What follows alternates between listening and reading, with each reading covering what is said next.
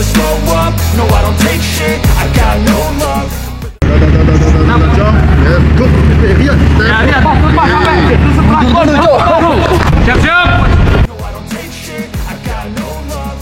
Ketua PSSI, Erick Thohir, tidak menjelaskan bahwa ia sedang mengajukan naturalisasi pemain yang berposisi bek tengah itu.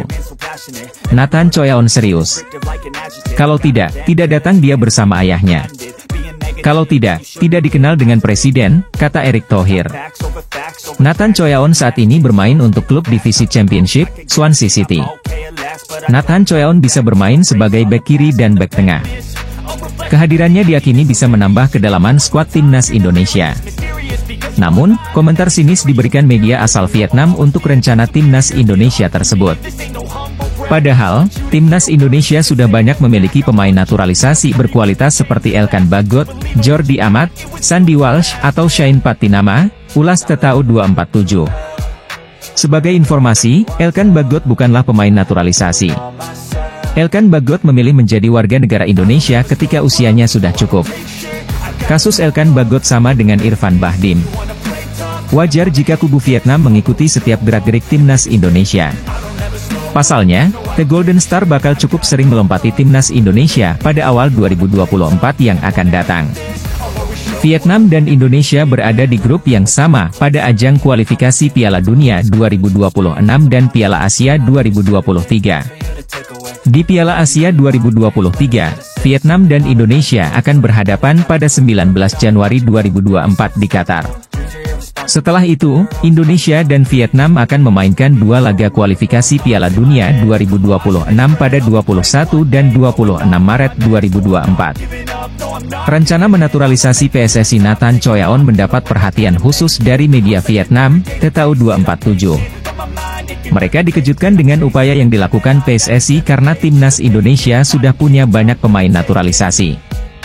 Rencana PSSI melakukan naturalisasi pada Nathan Choyaon sepertinya bukan isapan jempol.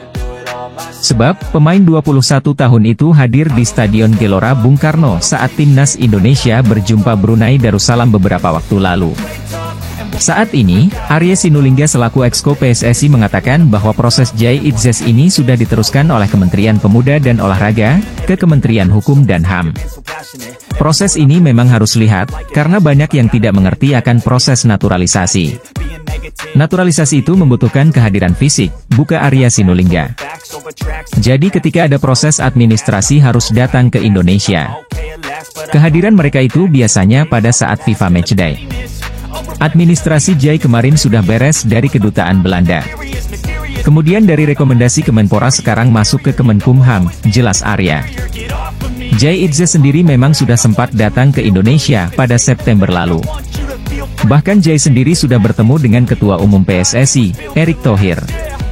Arya pun menjelaskan bahwa proses naturalisasi Jai Itzes sendiri masih on proses. Arya berharap semua proses yang dilalui Jai bisa segera rampung sehingga nantinya Jai bisa segera diambil sumpah sebagai warga negara Indonesia.